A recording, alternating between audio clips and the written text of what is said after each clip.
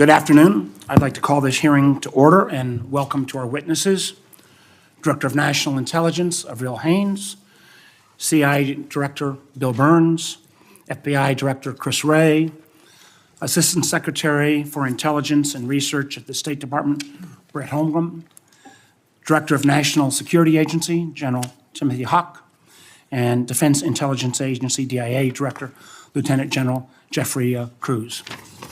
Thank you for appearing today before the Senate Intelligence Committee's annual Worldwide Threats hearing.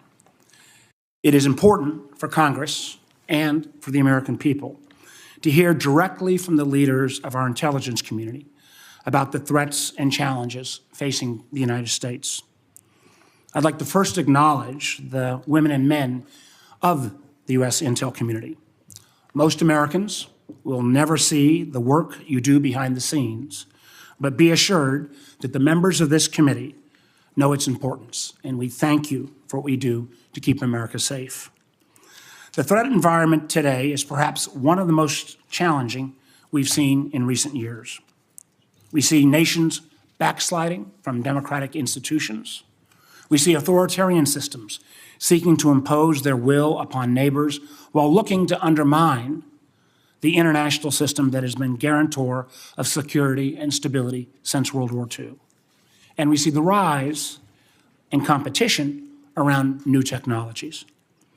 We must ensure that our institutions, including the IC, evolve to meet these new challenges, which means, in my mind, redefining what we think of as national security. The IC was built to collect measures of hard power, how many ships, planes, and military personnel an adversary might have. But the nature of strategic competition today revolves as much about not only traditional military power, but around non-traditional tools and the ability to harness emerging dual-use technologies. For example, advanced communication networks can provide ubiquitous connectivity, but also ubiquitous surveillance. Artificial intelligence can accelerate software development, but can also accelerate malicious cyber attacks or the spread of misinformation. Biotechnology advancements may lead one day to curing cancer or eliminating famine, but also may create new pathogens, or even, as some have warned, genetically engineered super soldiers. And access to rare earth minerals may help determine who shapes the energy future for the whole world. Compounding all of this, the nature of conflict increasingly allows adversaries to project power through asymmetrical means. For example, cyber attacks can disable critical infrastructure from thousands of miles away and are increasingly available to a widening array of actors. Inexpensive, unmanned systems, drones, can threaten multi-billion-dollar ships. We are now even seeing the possibility of foreign adversaries weaponizing space in ways that could be massively destructive, not only to our national security, but to our way of life and useful tools such as GPS and satellite communications. Similarly, misinformation and disinformation are increasingly deployed cheaply by an array of adversarial actors. We all know that more than 60 countries, over half the world's population, will vote this year. And I am deeply concerned that democracy, including in the United States, is under greater threat than ever from these foreign adversaries.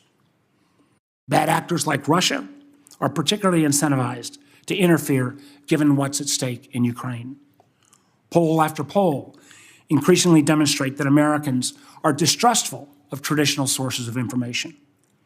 And while AI provides the tools to spread sophisticated misinformation at an unprecedented speed and scale, amidst these threats, our ability to respond has been hamstrung, as recent litigation pending before the Supreme Court has had a chilling effect on the voluntary sharing of information related to foreign malign influence threats between U.S. government agencies and social media companies.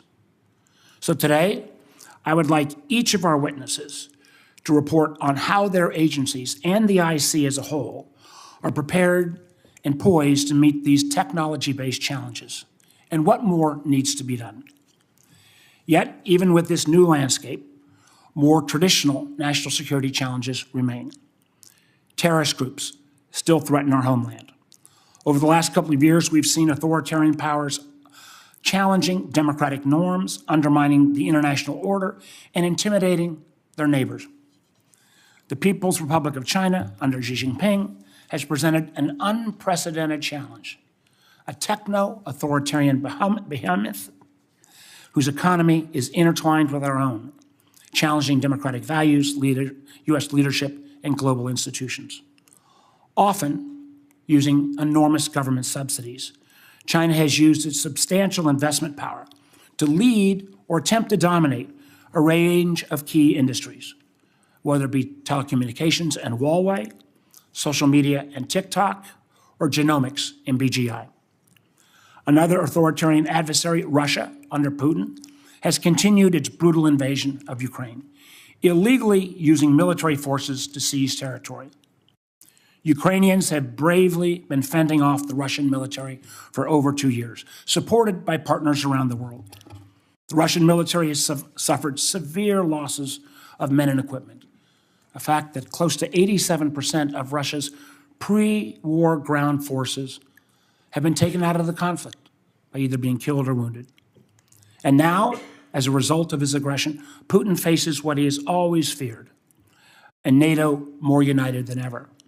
That said, this war is in a critical phase, with a serious imbalance of equipment, and my fear is the decision thus far by the House of Representatives not to even take up legislation that would support Ukraine in their fight against Putin aggression has been one of the most short-sighted decisions on a national security issue that I can possibly imagine. Without this assistance, Ukrainian defenses will be disastrously undermined, as well as global confidence in America's resolve will be undermined. And that will be the case whether it comes from Putin in Europe or the PRC in Taiwan. And as we convene this hearing, we also face continued instability in the Middle East. The horrific terrorist attacks against Israel civilians by Hamas on October 7th have been followed by an incursion by Israel that has cost an estimated 30,000 Palestinians their lives. And while Iran and its key partners, such as Hezbollah, appeared to be deterred from widening the conflict for now, other Iranian proxies, such as the Houthis in Yemen and Iraqi Shia militias, have attempted to expand their conflict and drag in our country. At the same time, Israel's war against Hamas has shown the difficulty of using military force alone to eradicate a non-state actor embedded in a civilian population, especially one that has been so adept at using underground tunnels. And I worry that Prime Minister Netanyahu's conduct in the war threatens to undermine support for Israel in the long term, including in the United States. This international support has been key to Israel's security. And as a longtime friend of Israel, this has a great concern to me for even Israel's support in the United States. In addition, we convene this timely hearing as Congress faces a pressing deadline on a key national security program. Section 702 of the Foreign Intelligence Surveillance Act provides unique and critical foreign intelligence necessary to protect our national security, enabling the IC to prevent and thwart terrorist attacks, track foreign spies, uncover economic espionage, protect U.S. troops, expose human and drug trafficking, and disrupt foreign cyber attacks. Allowing this program to lapse would critically damage our national security. In closing, we face an increasing array of diversity of challenges, but we also have an opportunity to reinvigorate America's democratic values in face of autocracies like China and Russia. We cannot take for granted either democracy or the international system that has kept Americans safe for decades. Maintaining both requires leadership, conviction, and sacrifice. With that, let me now turn to the Vice Chairman. Thank you, Mr. Chairman. Thank you all for coming here today, and I also extend my thanks to the men and women who work underneath you that do the important work of keeping our country safe at what I think you could describe as one of those pivot moments in history where what life will be like for a generation is being determined by what's happening now and in the near future, while events are changing perhaps faster than any other time in human history. I think it's hard. I think we have to remind ourselves if we're going to talk about the specific threats, the what's, of the why, the bigger outline picture of why things are happening the way they are happening, because I do think that they are all interrelated. So from the end of the Cold War, I don't know when the end date is, but let's say the late 2000s, we lived in a unipolar world. The United States was basically the only country in the world that could project power everywhere at every time, and we were called upon to do many things in regards to that. But other nation states progressed during that stage, and I still think America, by far, by every measure you can imagine, economically, culturally, militarily, remains the world's strongest nation and should remain that way for the foreseeable future if we make the right choices. That order that I just described is being challenged. It's being challenged by nation states that, frankly, don't like the way the world looks now. At least they think it benefits America and it hurts them, and they want to remake a new world, perhaps even replace the world that they think is beneficial to America and our democratic allies, with an alternative, if not at least a replacement, this new order that they seek. The Chinese, they believe we're in inevitable decline and that their rise is inevitable as well. Like I said, they don't like the rules of the world as they believe were written by America and our allies, and so they increasingly are taking it upon themselves at every opportunity to challenge them. They, at every domain, they steal our ideas on innovation and so forth so that their companies can do the things that we do, but of course do it cheaper and flood markets with those products. I don't need to tell this panel or the members of this committee and the general public that they're expanding their military capabilities in an extraordinary way to include not simply projecting power in the Indo-Pacific, but around the world. They, by the way, they manipulate loopholes in our laws and in our systems in this country to buy up land, buy up companies, gain strategic advantage in industries, and undermine our industries in return. They are a major part of flooding this country with deadly drugs that are destroying communities and ravaging entire families. And they've also gotten very good at hiring lobbyists and even deputizing the corporate industry, corporate America, to come up here and lobby us for things that are beneficial to the Chinese goals at the expense of this country long term. And I think it's important to mention here today, they also happen to control. Anybody says they don't, doesn't know what they're talking about, because every company in China is controlled by the Chinese Communist Party. They happen to control a company that owns the world's, one of the world's best artificial intelligence algorithms. It's the one that's used in this country by TikTok. And it uses the data of Americans to basically read your mind and predict what videos you want to see. The reason why TikTok is so successful, the reason why it's so attractive, is because it knows you better than you know yourself. And the more you use it, the more it learns. The problem is not TikTok or the videos. The problem is the algorithm that powers it is controlled by a company in China that must do whatever the Chinese Communist Party tells them to do.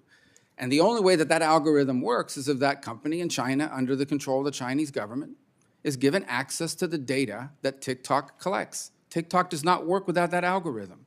And that algorithm is controlled by a company that's controlled by the Chinese Communist Party under the law of China. In the case of Putin, he actually sees America as decadent and in decline, and he views Russia as resilient. They view themselves as a great power, and he believes that great powers have a right to buffer states.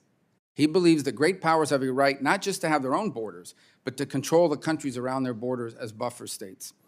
I think they already have that in Belarus in his mind, and it is one of the reasons why he invades Ukraine. In the case of Iran, they want to export their Shia Islamic revolution to the entire Middle East. And the problem with this is two things standing in their way: the State of Israel and the United States of America. And so that is why they have proxy groups in places like Syria, in Iraq, in Lebanon, in Yemen, in Gaza, who they use for their purposes. One of their purposes is to use these groups now to attack Americans so that we will say it's not worth the trouble, we need to get out of there. And once we leave, then they'll move on Jordan, and on Bahrain. Then they'll make Israel an unlivable place. And ultimately, their ambitions are the entire region and most of the Gulf kingdoms. That's why I think it's a mistake to view the horrific events of October 7th as simply the latest iteration of a long-standing Israeli-Palestinian problem. It is deeply tied to the head of this snake, and the head of this snake is in Iran and in Tehran. Add to all of these three countries North Korea. We haven't heard a lot about it yet. They have become increasingly aggressive. In fact, I would argue that we perhaps are closer to some armed hostilities than we've been in a decade or longer. Why? Why have they become so aggressive? They feel empowered. They feel empowered because Putin is buying things from them and helping them to break their international isolation, and also because I don't know what percentage of their economy is powered by ransomware attacks and cyber hacking, but it's substantial. They generate a lot of money from that. And then add to all these parades of horribles the fact that terror is still a threat. Iran, as has been publicly reported, is still trying to kill former government officials that live in the United States of America. There are former government officials in this country, no longer in office, who require 24 hours a day security because Iran is trying to kill them inside the United States. Hezbollah, an agent of Iran, is also looking for ways to conduct terrorist attacks against American interests and Israeli and Jewish interests all over the world and here in the homeland as well. By the way, ISIS and al-Qaeda are not out of business. They are still involved. Add al-Shabaab to that. They also want to kill Americans. If they could do it in the homeland, they would love that. And all of that happening at a time in which perhaps the single largest, most eventful migration corridor in history is operating right off of our border. So I think it's a mistake sometimes to divide all of these problems geographically, because in some ways, they're all interrelated in key ways. Yes, these individual states all have different ambitions, but they share a common goal. And the common goal is a world friendlier and better for them and their interests, and a world in which America is weakened and less able to act. And all of these crises begin to interlock in a way that help them. For example, the Chinese and the Russians are probably see great benefit. No, not probably. They do see great benefit what's happening in the Middle East, because they figure every dollar and every second of our attention that's paid there is we're not paying to what's happening with Ukraine, and we're not paying to the Indo-Pacific. The Chinese see great benefit in Ukraine as well, because they view it as the more time and money we spend there, the less time and money and focus we have on them.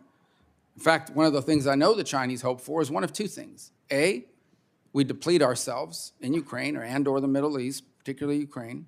Or B, we cut and run, and then they can go around the world, see, I told you America's weak. I told you America's unreliable. They have a plan for either outcome, which makes it challenging for us as we decide what to do here. So these things all come together, and I think that's really the overarching threats that we face, is an understanding that none of these should be viewed in isolation. The goals that Russia has, the goal that Iran has, the goal that North Korea has, the role that the Chinese have, may be different goals. But one of the real developments that threaten the security of our country is that they are increasingly partnering with one another. Not a NATO alliance, not the sort of formal alliance that's written out, but they are increasingly partnering with each other on selected topics and at selected opportunities, because they all share one goal, and that is they want to weaken America, weaken our alliances, weaken our standing and our capability and our will, because it helps them to achieve the world as they envision it, the world that they want. But it comes at our expense and at the expense of all that's been built over the last 20 or 30 years. So I think that one of the greatest dangers we face is the inability to see how all these things are interconnected. And I think one of the greatest challenges we face is to deal with them as if they are interconnected. I think that what life will be like on this planet for the next generation will be determined very much by what we do or fail to do here over the next 2 to 3 years, and certainly with the issues that are before us today. So I look forward to hearing from all of you, and I appreciate you coming. Thank you, Senator Rubio. I think, Director Haines, I believe you're up first. Thank you very much. Chairman Warner, Vice Chairman Rubio, members of the committee, thank you so much for the opportunity to be here today alongside my wonderful colleagues to present the IC's annual threat assessment. And before I start, I also want to thank publicly the people of the intelligence community. From the collector to the analyst and everybody in between, we're really presenting the result of their labor at this hearing. And they work tirelessly every day to keep our country safe and prosperous, and we are all very proud to represent them here today. I also want to take the opportunity to thank all of you for the extraordinary support that you've shown to the intelligence community. The IC's relationship with its oversight committees is quite obviously critically important, and you all work with us on a bipartisan basis, and that is especially inspiring in today's environment. We're grateful for your encouragement and for your wisdom. Today, the United States faces an increasingly complex and interconnected threat, as has been noted by the chairman and vice chairman, environment characterized by really three categories of challenges. The first is an accelerating strategic competition with major authoritarian powers that are actively working to undermine the rules-based order and the open international system the United States and our partners rely on for trade, commerce, the free flow of information, and accountability to the truth. The second category. I recognize people feel passionately. The American people deserve to hear from the leaders of the intelligence community. Director Haines, continue. Okay.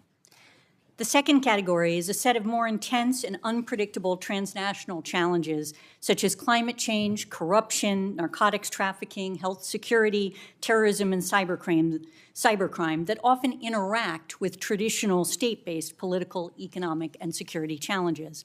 And the third category is regional and localized conflicts that have far-reaching and at times cascading implications not only for neighboring countries but also for the world. And all three challenges are affected by trends in new and emerging technologies, environmental changes, and economic strain that are stoking instability and making it that much more challenging for us to forecast developments and their implications. These dynamics are putting unprecedented burdens on the institutions and the relationships that the United States relies on to manage such challenges, and perhaps more than ever, frankly, highlight the need for sustained U.S. leadership to uphold the rules-based order. And I'll just touch on these three categories of challenges, starting with strategic competition in China, in an effort to provide some context and highlight some of the intersections. President Xi continues to envision China as a leading power on the world stage, and Chinese leaders believe it is essential to project power globally in order to be able to resist U.S. pressure, for they are convinced that the United States will not tolerate a powerful China. Nevertheless, the PRC seeks to ensure China can maintain positive ties to the United States and will likely continue to do so this year as they see stability in our relationship as important to their capacity to attract foreign direct investment. Boosting the domestic economy is a fundamental priority for President Xi, yet he appears to be doubling down on a long-term growth strategy that will deepen public and investor pessimism over the near term.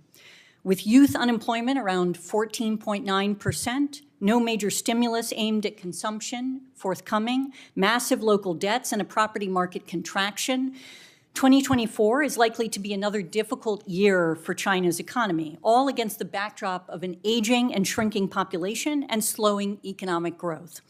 And President Xi is counting on China's investments in technologies such as advanced manufacturing and robotics, artificial intelligence, high-performance computing, to drive productivity gains and spur future growth.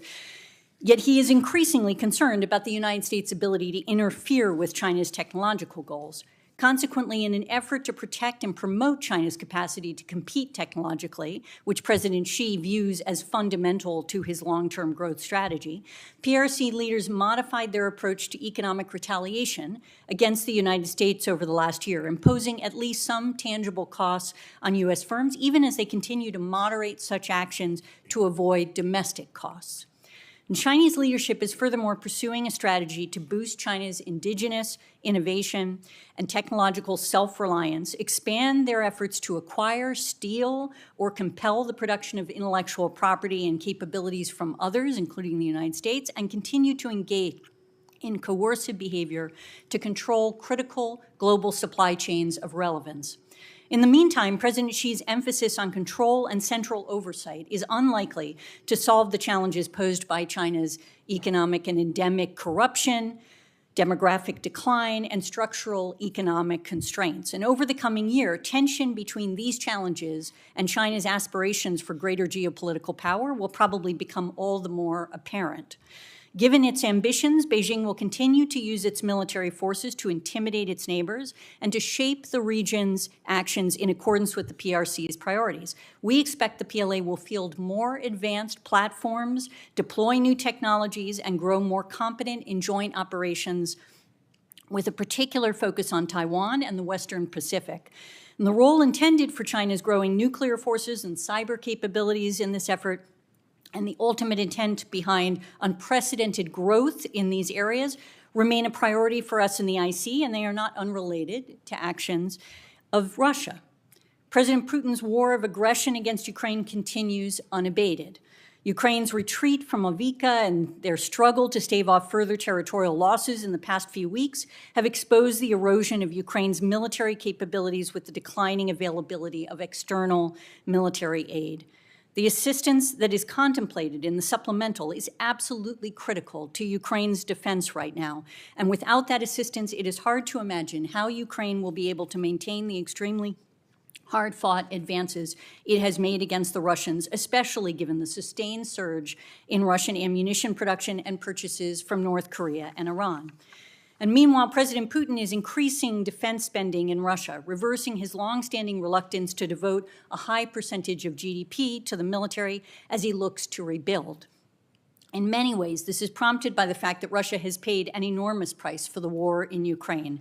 Not only has Russia suffered more military losses than at any time since World War II, roughly 300,000 casualties and thousands of tanks and armored combat vehicles, setting them back years, it has also precipitated Finland and Sweden's membership in NATO, which Putin believes requires an expansion of Russia's ground forces. Putin continues to judge that time is on his side and almost certainly assumes that a larger, better-equipped military will also serve the purpose of driving that point home to Western audiences. Such messaging is important because Putin's strategic goals remain unchanged. He continues to see NATO enlargement and Western support to Ukraine as reinforcing his long-held belief that the United States and Europe seek to restrict Russian power and undermine him. And of course, in the meantime, Russia continues to modernize and fortify its nuclear weapons capabilities, even though it maintains the largest and most diverse nuclear weapons stockpile. We remain concerned that Moscow will put at risk longstanding global norms against the use of asymmetric or strategically destabilizing weapons, including in space and in the cyber domain. Another critical intersection we are monitoring is the relationship, as the Vice Chairman noted, between government of Russia, China, North Korea, and Iran, which is evolving as these four countries expand collaboration through a web of bilateral and in some cases trilateral arrangements. This growing cooperation and willingness to exchange aid in military, economic, political, and intelligence matters enhances their individual capabilities, enables them to cooperate on competitive actions, assists them to further undermine the rules-based order, and gives them each some insulation from external international pressure. Nevertheless, we assess these relationships will remain far short of formal alliances or a multilateral axis. Parochial interest, desire to avoid entanglements, and wariness of harm and instability from each other's actions will likely limit their cooperation and ensure it advances incrementally, absent direct conflict between one of these countries and the United States. And nevertheless, the power dynamics are shifting among them, and this is creating new challenges. In particular, Russia's need for support in the context of Ukraine has forced it to grant some long-sought concessions to China, North Korea, and Iran, with the potential to undermine, among other things, long-held non-proliferation norms. And as I noted in the beginning, intensifying transnational challenges are intersecting with these more traditional threats. For example, with the advent of generative AI, states and non-state actors who are interested in conducting foreign malign influence operations no longer need to master a language to create potentially believable false content. The threat of malign actors exploiting these tools and technologies to undercut U.S. interests and democracy is particularly potent as voters go to the poll in more than 60 elections around the globe this year, as the chairman noted. We have also seen a massive increase in the number of ransomware attacks globally, which went up roughly 74% in 2023 from what it was in 2022. And U.S. entities were the most heavily targeted. Many of these are conducted by non-state actors, with the Russia-based cybercriminal group Lockbit remaining the most popular ransomware as a service provider. Lockbit was responsible for nearly a quarter of all claimed attacks worldwide, leading to a joint effort by 11 countries to seize its resources and take down its online domains. Transnational criminal organizations and human smuggling operations increasingly exploit migrants through extortion, kidnapping, and human trafficking. And in particular, the threat from illicit drugs remains at historic levels, with Mexican transnational criminal organizations supplying and moving large amounts of synthetic opioids, such as fentanyl, into the United States. More than 100,000 Americans have died from drug-related overdoses during the past year, and most of those deaths have been attributed to illicit fentanyl. And as such, the threat from fentanyl and other synthetic drugs to the health and welfare of everyday Americans remains a top priority for the intelligence community. In the third category, we have multiple regional conflicts with far-reaching implications, perhaps nowhere more obviously than in the Middle East. This crisis in Gaza is a stark example of how regional developments have the potential for broader and even global implications. Now, having lasted for more than 5 months, the Gaza conflict has roiled the Middle East with renewed instability, presenting new security paradigms and humanitarian challenges while pulling in a range of actors. The conflict has prompted new dynamics even as it has entrenched old ones. We continue to assess that Hezbollah and Iran do not want to cause an escalation of the conflict that pulls us or them into a full-out war. Yet the Houthis entered the war and were willing to do so without Iran acting first, becoming one of the most aggressive actors in the conflict. And the Iranian-aligned militia groups in Iraq and Syria that have been attacking our forces and have been more focused on the United States than Israel, using the conflict as an opportunity to pursue their own agenda. Moreover, the crisis has galvanized violence by a range of actors around the world, and while it is too early to tell, it is likely that the Gaza conflict will have a generational impact on terrorism. Both al-Qaeda and ISIS, inspired by Hamas, have directed supporters to conduct attacks against Israeli and U.S. interests, and we have seen how it is inspiring individuals to conduct acts of anti-Semitism and Islamophobic terror worldwide. In this third category of regional and localized conflicts, we have many more we might discuss, including Haiti and Sudan and what is happening in the Eastern Democratic Republic of Congo, and the list goes on. And this finally brings me to 702 of the Foreign Intelligence Surveillance Act, which will expire on April 19th without congressional action. The intelligence gathered pursuant to Section 702 was essential in preparing this annual threat assessment and is absolutely fundamental to every aspect of our work, as I know you know. 702 provides unique insights into foreign intelligence targets such as foreign adversaries, terrorist organizations, including Hamas, weapons proliferators, spies, malicious cyber actors, and fentanyl traffickers. And it does so at a speed and reliability that we simply cannot replace with any other authority. And as Congress pursues reauthorization, we understand there will be reforms, and we support those that bolster the compliance and oversight regimes in place, while preserving the operational agility that is vital to keeping the nation safe. So thank you for your patience, and we look forward to your questions. Thank you, Director Haines. Let me go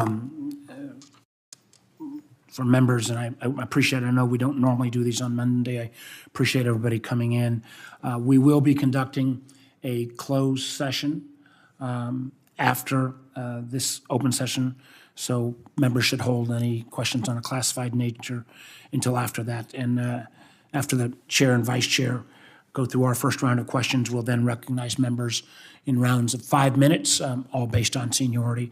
Director, Haines, I want to start with where you ended up on 702. This critical component of both law enforcement and the intelligence community expires on April 19th. Congress needs to act. 60% of all the information that goes into the president's daily brief is derived from 702 information, foreigner talking to foreigner in terms of bad guys. One of the things that the Vice Chairman and I are very proud of is we worked very hard on a reform of Section 702 that we introduced last year, including 16 co-sponsors. A great number of members of this committee are part of that reform effort that, again, looked at trying to make sure where there had been perhaps overzealous use at the FBI in terms of who was queried and how things were queried have been dramatically constrained. Director Wray, I want to start my question, though, with you. Some have actually said, though, that where we went didn't go far enough, and they would propose a reform that would require agencies to seek a warrant before conducting U.S. person queries. Could you explain what would happen on a practical level, both from the IC side and the law enforcement side, if that requirement was put in place? Thank you, Mr. Chairman. I think the short answer is that a warrant requirement for us to run U.S. person queries would be untenable and would largely gut the effectiveness of the authority. And I say that for several reasons. First, it would blind us to information already lawfully in our possession that we need to be able to review and act on in a very time-sensitive way to be able to stop terrorist attacks, protect a victim from a cyber attack, warn somebody who is potentially targeted with assassination or kidnapping. Second, in many instances, at the time that the query would be run, we wouldn't have the probable cause that the query term is associated with an agent of a foreign power. That's what the query tells us. And so you got that problem. And then the third problem is that an awful lot of the places that we're using 702 queries are to assist victims and to prevent potential victims from further attacks, whether terrorist attacks, cyber attacks, et cetera. And so in those instances, you'd never be able to get a warrant requirement. Even if there were some kind of delay built into it, that alone, for all these threats, which are extremely time sensitive, I think the DNI correctly used the term agility. That is the key. And so I would implore Congress not to take that additional step. You mentioned the compliance failures. I've been very clear that the compliance failures that occurred at the FBI are wholly unacceptable, and that's why I put in place a whole host of reforms, which are covering everything from training to our systems, approvals, oversight, an Office of Internal Audit. I could go on, and those reforms are working. The FISA court itself most recently found 98% compliance and commented on the reforms working. The most recent Justice Department report found the reforms working, 99% compliance. And so I think legislation that ensures those reforms stay in place, but also preserves the agility and the utility of the tools, what we need to be able to protect the American people. Well, I appreciate that, and I do think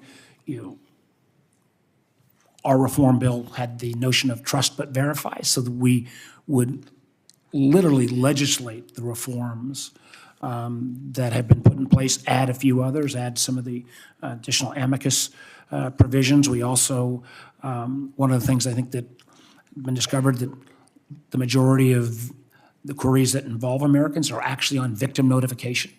The very notion of having a warrant to have a victim notification is contradictory in itself.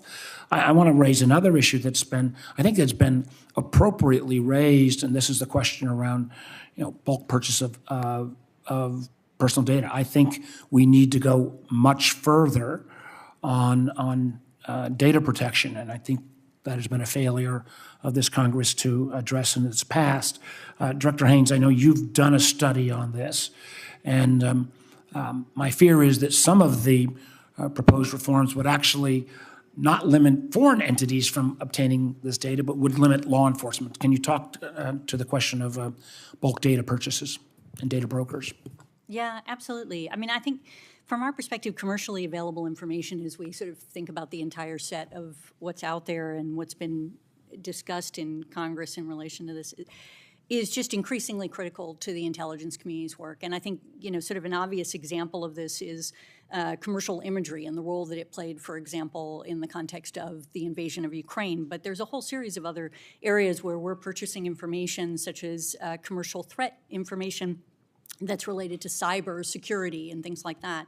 And at the same time, we recognize that commercially available information raises new and important issues related to privacy and civil liberties. And this is in large part true because, more of our daily lives are connected digitally to the world today than ever before. And an increasing amount of data about individuals and their activities, often perceived as not especially sensitive on its own, is actually available for sale alongside increasingly sophisticated analytic tools that essentially, relying on artificial intelligence can actually, in aggregate, raise significant privacy and civil liberties issues that are relevant, which is why we basically said, look, we recognize this is something that is of concern, and we want to make sure that we're actually addressing this issue appropriately and responsibly within the intelligence community. So we had a panel, an external panel, look at this question and really asked them, how and under what circumstances should we use commercially available information, and in particular to reflect on the existing framework for privacy and civil liberties. We've published that report, and in fact, Senator Wyden asked us to, and as a consequence, put that out. And as an intelligence community in our XCOM, as we call it, all the heads together, agreed that we thought those recommendations made sense, and we have issued IC guidance basically for cataloging commercially available information acquired by IC elements to ensure that our handling of such information is consistent with relevant legal policy security considerations to facilitate oversight. And we've developed a framework that augments each IC's elements, Attorney General guidelines and related policies with general principles and additional guidance on how IC elements should access, collect, process commercially available information, including more precise guidance for identifying and dealing with categories of information that pose a greater risk of implicating privacy and civil liberty concerns. And finally, as the panel recommended also, the framework sets out standards and procedures that govern and require periodic reevaluation and acquisition and use decisions.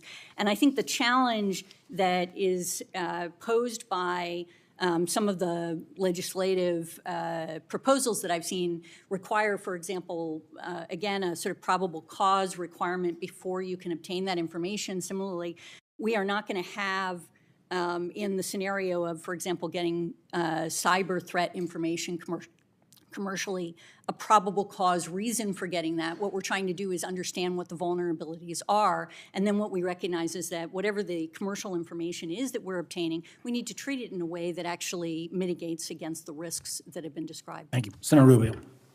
Director Wray, we know that over the last 3 years, millions of people crossed the U.S. border illegally, and many have been released into the country. Have members or people with ties to dangerous gangs, like, for example, the prison gang Tren de Aragua from Venezuela, were they among the people that came into this country?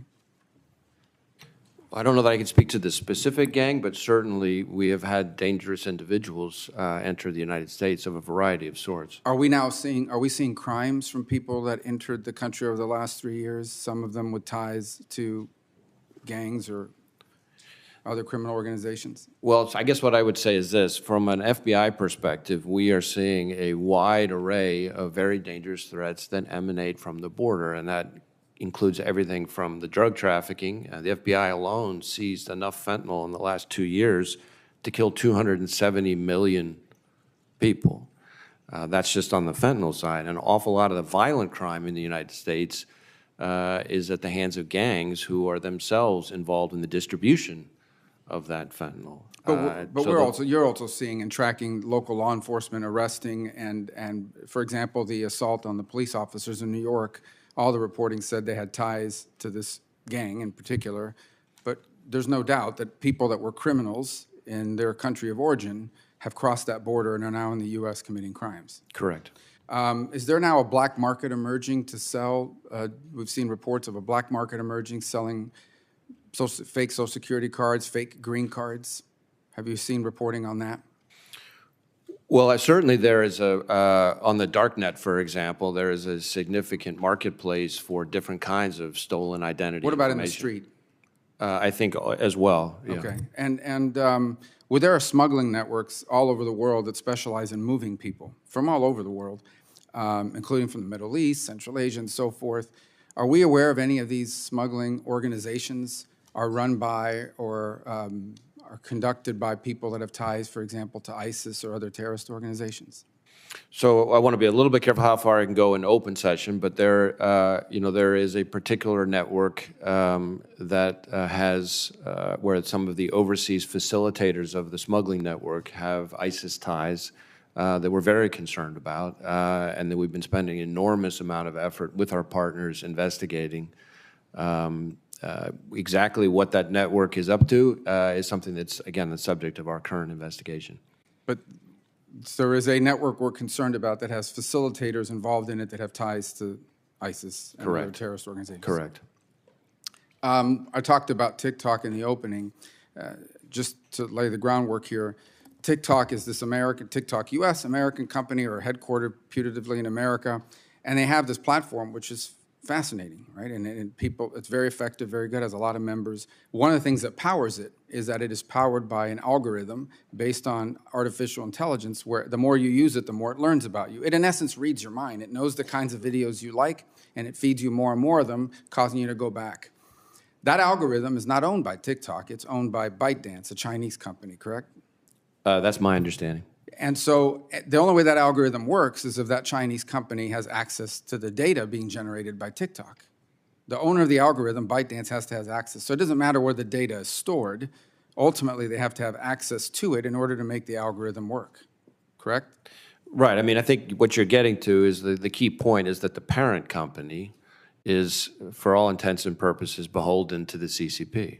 Well, the reason why I raise that is if ByteDance in China is the one that owns the driver that makes TikTok effective, isn't it true that under Chinese law, the Chinese Communist Party says that data that you're gaining access to in order to make your algorithm work, we want a copy of that data? If they said that to ByteDance in the future, ByteDance would have to give it to them. That's my understanding. And if they went to them and said, we want you to change your algorithm so that Americans start seeing videos that hurt this candidate or help that candidate in the upcoming election, ByteDance would have to do that under Chinese law. That's my understanding. And if they said, we want you to put out videos that make Americans fight with each other or spread conspiracy theories and get them at each other's throat, ByteDance can't go to Chinese court and fight the Communist Party. They would have to do it. That's my understanding, and I would just add that that kind of influence operation, or the different kinds of influence operations you're describing, are extraordinarily difficult to detect, which is part of what makes the national security concerns represented by TikTok so significant. All right, thank you. Thank you very much, Mr. Chairman, and my thanks to all of you and, of course, the people you work with every day. I'm going to start with this issue of government purchases of Americans' data. And former acting CIA Director Mike Morell presents something of a different view on this. He has said that the amount of information available for the government to buy would, quote, knock your socks off. And if it were collected through normal intelligence methods, it would be top secret information kept under lock and key. I believe Mr. Morell is right. It is the Wild West out there in terms of sensitive information on Americans, and the government can buy it up. Unlike normal intelligence collection, there are apparently virtually no rules here. To take one public example, I want to go to you, General Cruz, not to be going after you especially, but you said that the Defense Intelligence Agency has acknowledged it obtains and purchases actual U.S. location data.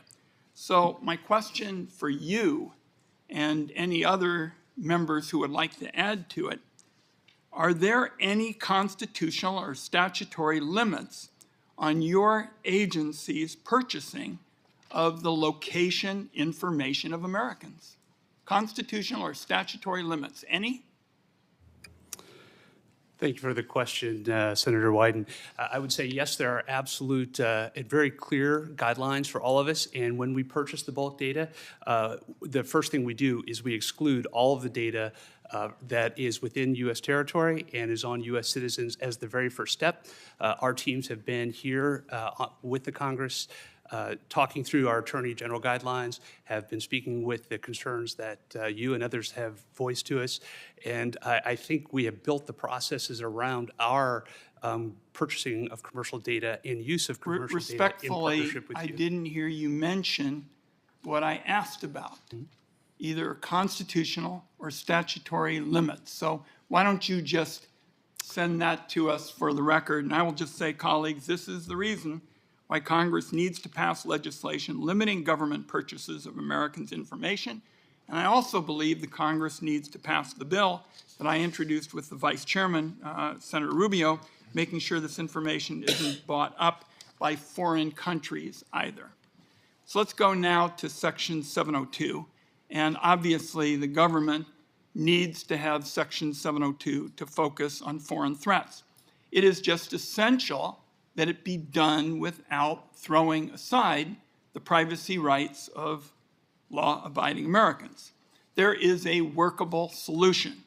Under a bipartisan proposal that I've been part of, the government wouldn't need a warrant to run searches on Americans to see who they're talking to.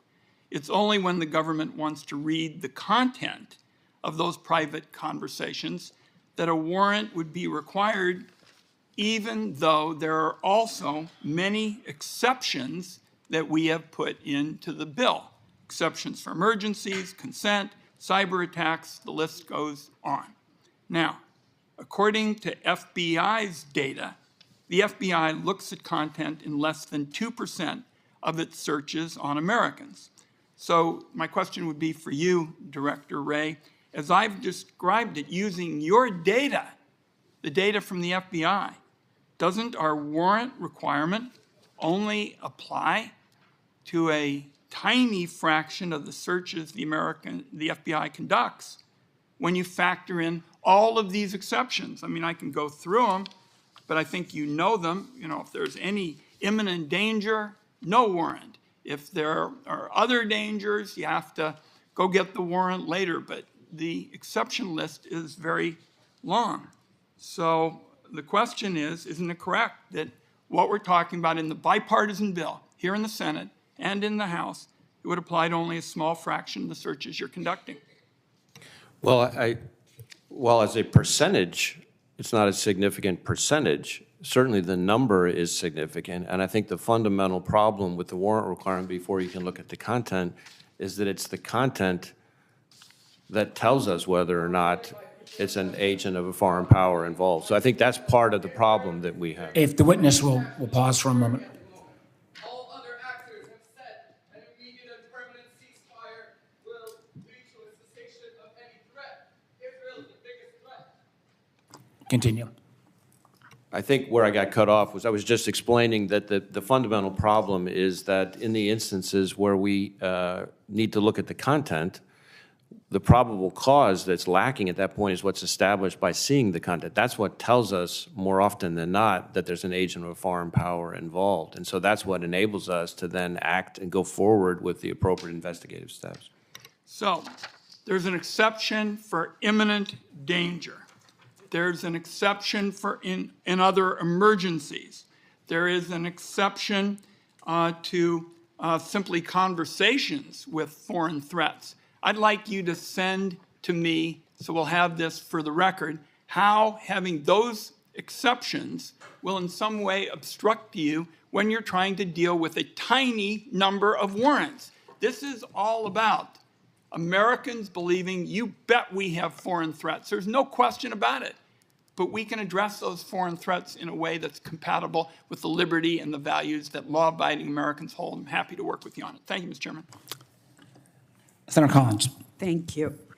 Director Haines, you understandably spent considerable time talking about the significant threats that Russia, China, Iran, and North Korea pose to our country. Since the way that our disastrous withdrawal from Afghanistan unfolded, we've also seen a large increase in terrorist attacks conducted by ISIS. In fact, those number nearly 200 and have resulted in some 1,300 casualties. So obviously, Afghanistan has shown that once again, the Taliban is either unwilling or unable to control terrorist groups. Are there threats of terrorist attacks from ISIS toward Americans a problem still? And how are you balancing the great power competition with the threats from ISIS? In addition, I would like you to comment on whether or not terrorist groups backed by Iran, such as Hamas and Hezbollah, pose a threat to our homeland. Thank you, Senator. So in terms of the threat from ISIS, which you're absolutely right, remains a significant counterterrorism concern for us, most of the attacks that you're talking about globally taken on by ISIS have actually occurred by parts of ISIS that are outside of Afghanistan. In Afghanistan, there still remains an ISIS concern. It has one where, ironically, the Taliban has actually also concerned about it because the ISIS group that is in Afghanistan is, in fact, going after the Taliban. And so this is a place where actually the Taliban has taken action against that group in ways that are consistent with our also concerns and interests. So that is one piece. In terms of the terrorist groups that are backed by Iran, absolutely, that is a major issue for us. And there are a number of them. Obviously, we often talk about Iranian-aligned militia groups that have been attacking U.S. forces and assets in Iraq and Syria in particular, but also in other parts of the region attempting to. And there have been just dozens and dozens of attacks that we've been looking to manage, and that it continues to be fueled by Iran. They provide weapons, they provide training, they provide money to those groups, and we still obviously see them as a destabilizing force in the region. We also see Iran's support of Hezbollah, as you noted, and of Hamas over the years, and so considerably, not to mention the Houthis is another example of this, but certainly that's been a large issue, and my colleagues may wish to add to this. Thank you. Director Wray, we know that China is the primary provider of the predecessor chemicals and the pill presses for fentanyl, and you've pointed out in your testimony the extraordinary scope of the amount of fentanyl that has been produced. And indeed, 80% of the overdoses in Maine last year involved fentanyl. But what we're also seeing in Maine is a new phenomenon that was reported by some enterprising journalists, and that is that Chinese nationals are establishing illegal marijuana growing operations all over the state. One public report estimates there are more than 200 of them, primarily in rural Maine. They're unregulated, they're illicit, they're destroying homes because they're growing the marijuana inside, and the marijuana is very potent. What is the FBI doing to support local, county, and state officials, and why do you think the Chinese have sent their citizens to rural America to establish these illegal growing operations? Well, certainly we're observing the same phenomenon that you're describing. I know we've had a number of cases that have resulted in indictments of Chinese nationals involved with illegal marijuana grow operations here, and otherwise involved in different kinds of organized criminal activity. We are tackling that through working with our state and local law enforcement partners through a variety of task forces. We're trying to share intelligence with them to help get ahead of the threat. I'm not sure that I could give you a reason as to why it's happening, but that is something that we're very focused on. You mentioned the precursors to fentanyl, the pill presses.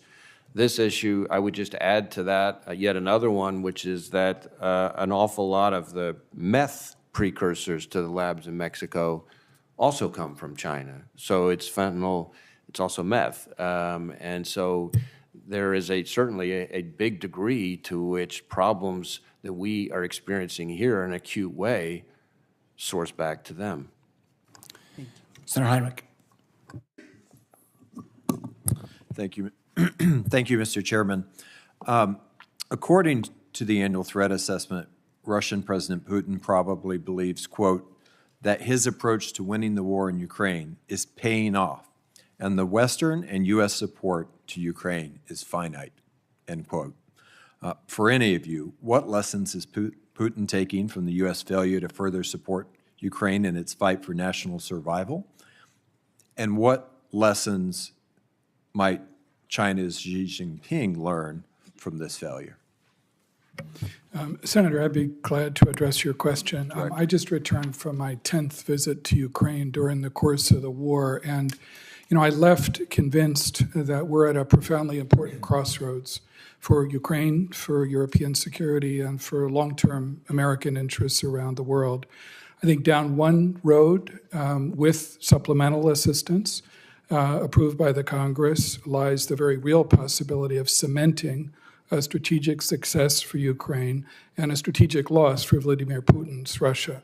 It's our assessment that with supplemental assistance, Ukraine can hold its own on the front lines through 2024 and into early 2025, that Ukraine can continue to exact costs against Russia, not only with deep penetration strikes in Crimea, but also against Russia's Black Sea Fleet, continuing the success which has resulted in 15 Russian ships sunk over the course of the last 6 months. In other words, with supplemental assistance, Ukraine can put itself in a position by the end of 2024, the beginning of 2025, where it could regain the offensive initiative and also put itself in a position to negotiate from a position of greater strength and achieve an outcome in which Putin's goal, which was to subjugate Ukraine and to control its choices, would be denied, where Ukraine could sustain itself as a strong, sovereign, independent country, anchor itself in Western institutions, and have the space and the security to recover from this terrible aggression, and leave Russia to deal with the long-term consequences of Putin's brutal and foolish invasion. Down another road, however, without supplemental assistance, it seems to me, lies a much grimmer future. Ukraine is likely to lose ground, and probably significant ground, in 2024. I saw, in the Battle of Avdiivka, which forced a rushed withdrawal of Ukrainian forces just a couple of days before I was in Kyiv on this last visit, the consequences of that. One senior Ukrainian partner described what happened to me. He said that, our men fought as long and as hard as they could. We ran out of ammunition, and the Russians just kept coming. And I think without supplemental assistance in 2024, you're going to see more Avdiivkas. And that, it seems to me, would be a massive and historic mistake for the United States. What lesson do you think the CCP will take from that? I think the consequence of that will not just be for Ukraine or European security. Israel is exterminating the Palestinian people. Children are being starved to death. Don't support the extermination of Palestinian people. Stop sending arms to Israel. Stop supporting the starvation of children. Children are being starved to death today. I think Witness will continue. Sure. No, I think the consequences of that are going to be felt not only by Ukrainians and in European security, but across the Indo-Pacific, where if we're seen to be walking away from support for Ukraine, not only is that going to feed doubts amongst our allies and partners in the Indo-Pacific, it's going to stoke the ambitions of the Chinese leadership in contingencies ranging from Taiwan to the South China Sea. So that's what I saw on this last visit. That's what I think's at stake for all of us. I think the truth is that the Ukrainians are not running out of courage and tenacity. They're running out of ammunition, and we're running out of time to help them. Director, let's jump to the elephant in the room then. I want to thank you for your efforts to secure hostage releases and a ceasefire in the Middle East. Ramadan has now begun. Give us, to the best of your ability, a little bit on where things stand with those negotiations and what flashpoints you might be concerned could push us into a more regional conflict over the course of the next month. Sure. For the last few months, since the last hostage return and ceasefire in the latter part of November, the president's been working very hard to try to renew that process. And I've traveled 8 times to meet with my Israeli, Egyptian, and Qatari partners and returned most recently on Saturday night from the last such trip. What's on the table right now is a potential agreement that has 3 main elements. The first would be the return of about 40 hostages. These are the remaining women hostages, older men, and hostages who are wounded or seriously ill, as the first step, as the first phase toward the return of all of the hostages, which I know the president is deeply committed. And that would be in return for a defined number of Palestinian prisoners held by the Israelis. The second element is a ceasefire of at least 6 weeks, again, as the first step toward what might be more enduring arrangements over time. And then the third element would be a major surge in humanitarian assistance, which under the circumstances of a ceasefire could actually be distributed effectively to people who so deeply need them. So we're going to continue to work hard at this. I don't think anybody can guarantee success. What I think you can guarantee is that the alternatives are worse. For innocent civilians in Gaza who are suffering under desperate conditions, for the hostages and their families who are suffering also under very desperate conditions, and for all of us. So we're going to keep at this. Senator Risch. Oh, Mr. Chairman, I have a number of questions, but we got a lot of ground to cover here, and mine really need to be in a classified setting because I refer to some classified matters. So I'm going to reserve till we get in a closed session.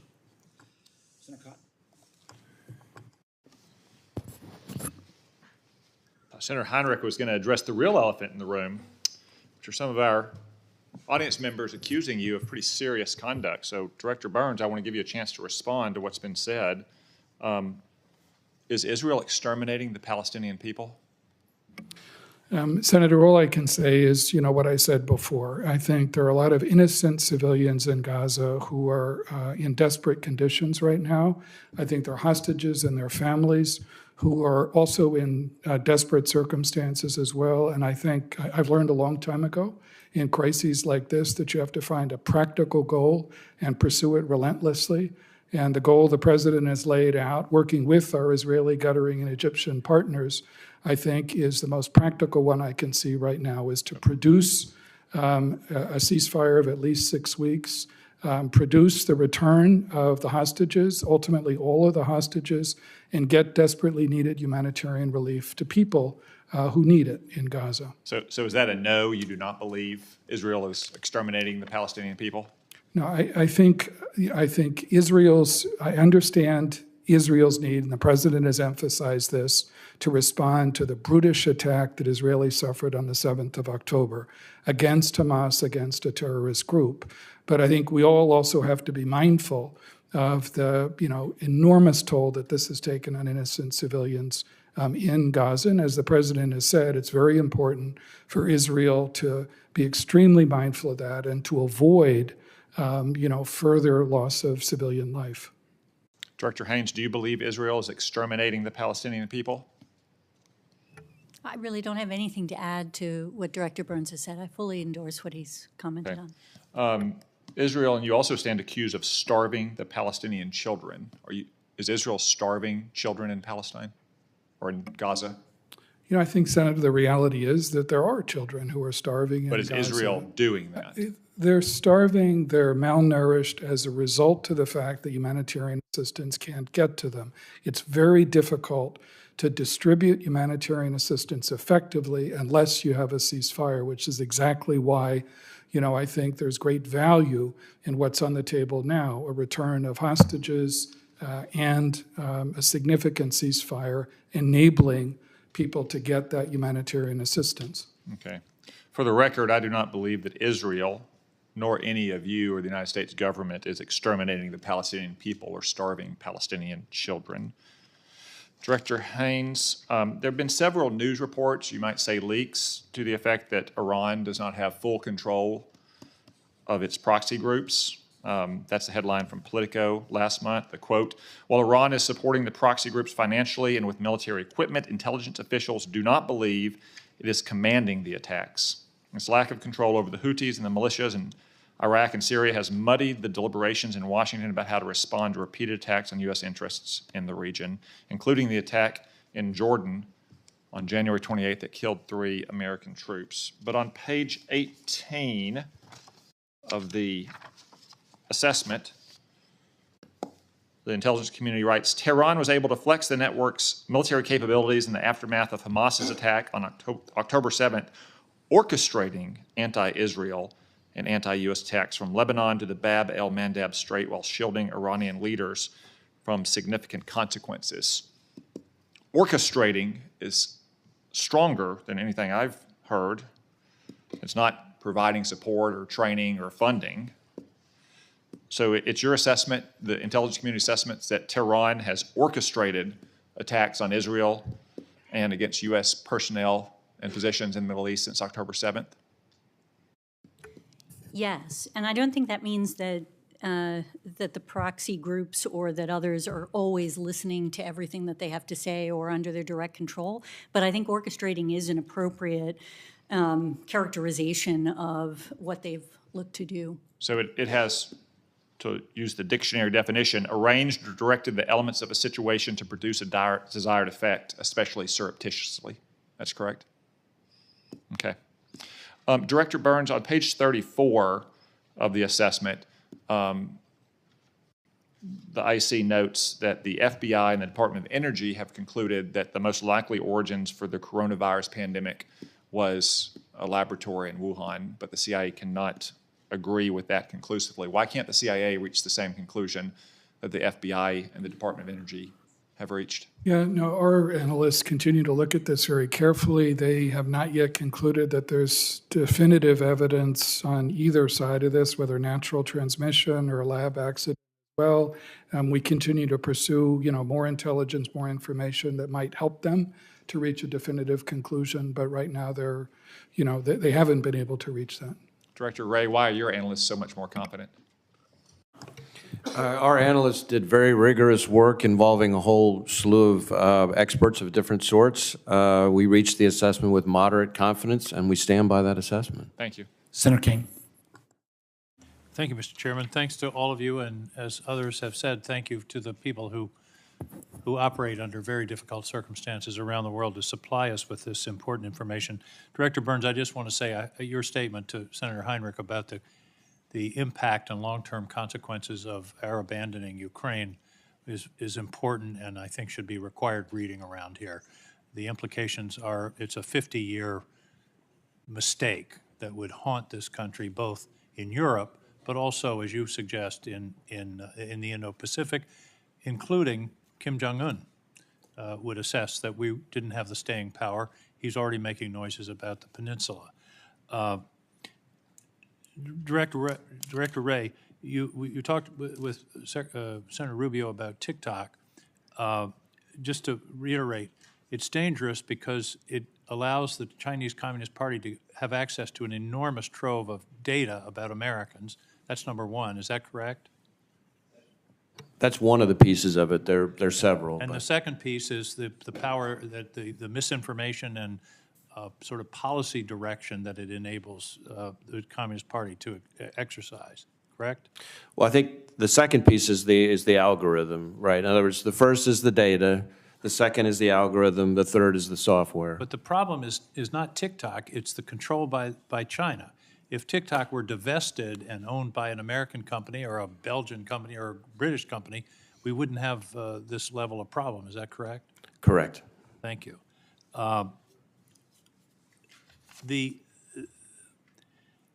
Who controls Mexico? Is the government of Mexico in control, or are the cartels in control? And how do we get at the problem of the drugs, the fentanyl? By the way, I did a little calculation a minute ago. About 15 people have died in this country of overdoses, mostly fentanyl, since this hearing started an hour and 20 minutes ago. That's how serious this problem. One a day in my state of Maine. How do we get control of this problem? I'll start, because there are a lot of us, obviously, that are working to help support those who are on the front lines of this, which include the FBI, obviously, and DEA and DHS and others who are really focused on this question. But on the first point, Senator King, with respect to Mexico, I mean, I think there's no question that it is a challenge for the government of Mexico to deal with the cartels, and there are parts of the country that are effectively under the control of the cartels in certain respects. And yet, at the same time, I would say that our cooperation with them has improved over time, and I think Director Burns and Director Wray may have more to say on this, but this is an area where we've really been able to work with them to try to help to. Obviously, yeah. We have been able to work, and it's improving, but this is a drastic problem that should be treated as such in terms of the impact on Americans. Yeah. Maybe this is a DHS question, but Director Wray, do we know how fentanyl is actually getting in? Where is it coming? You mean coming, well, Yeah, how does it get into the U.S.? it's coming through a variety of means, including at ports of entry, but there's a variety of ways it gets in. The part of the challenge of fentanyl is, of course, how small it is and how easy it is to conceal and how easy it is to be innovative in ways to get it across the border. The vast majority of the fentanyl that's killing Americans is, of course, coming from Mexico, and the vast majority of the precursors for that fentanyl is coming from China. Well, I should mention that in the supplemental that's pending in the House, which we always focuses on Ukraine, there's also a major fentanyl blocking provision that would be very important to this country to get to have enacted as soon as possible. Director Haines, you're nodding, but the record doesn't show nodding. Can you?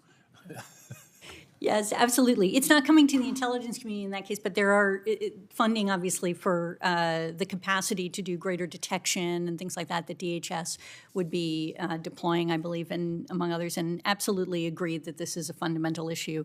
And we are, we can also talk more in closed session, about some of the organizational things that we're looking to do to improve. But we have capacity. a major bill to address fentanyl in that supplemental, if we can get that out of its limbo in the House. General, one question. I'm concerned about a gap. NSA can talk about foreign intelligence gathering, not in the U.S. Here's my worry.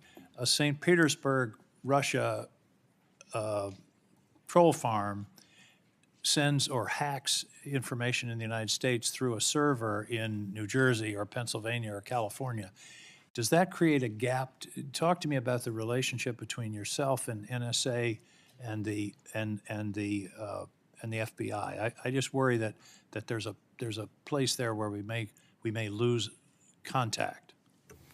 Senator, thank you for the question. So if we think about this right now today in the context of threats to our elections, we spend an enormous amount of time collaborating across all the elements of the U.S. government to make sure that we're aligned and that we're appropriately using our authorities to be able to garner whatever information is required to be able to identify a foreign threat. First and foremost, we are going to collect that threat of a foreign intelligence target outside the United States. And so one of those tools that really assist in this type of scenario is Section 702. and our ability, because by its very nature, if there's an origin of that threat, that there's a foreign entity communicating within the United States with a communications provider, it offers us an opportunity under Section 702 to target that foreign intelligence threat outside the United States. And so with the reauthorization of Section 702, that would ensure one means by which we are able to see the foreign part of that communication. Thank you. Thank you, Mr. Chairman. Senator Cornyn. Director Wray, I want to ask you a little bit about some of your testimony about the border.